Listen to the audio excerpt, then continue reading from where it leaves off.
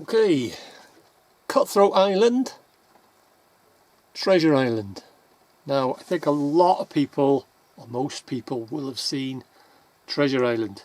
This is the Walt Disney version. There was the one before this, was the old black and white one.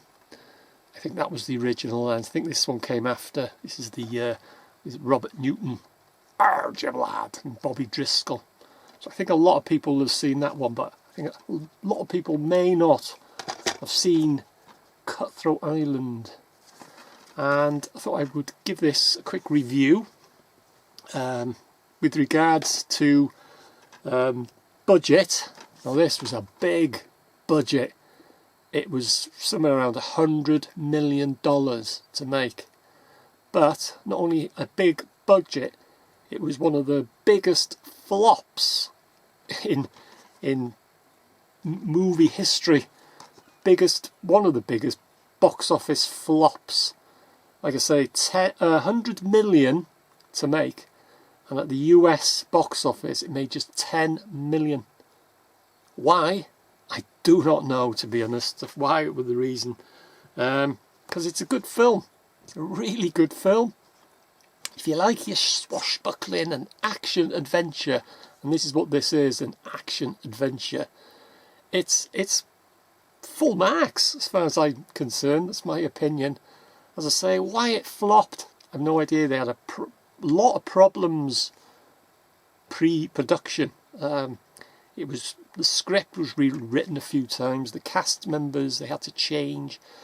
The director had to put 100 million of his own money in. That they had a lot of problems, but once they got the film, as I say, in the box office, it flopped. For some reason it flopped. You'll get some decent reviews, some mediocre reviews, and the majority poor reviews.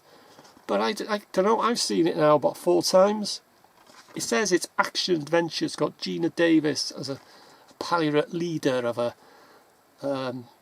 band of swashbuckling pirates, and she has a third of a treasure map, and they set out to find the other 2 parts of the treasure map, and then they go in search of the treasure itself. But I won't, spoil it at all.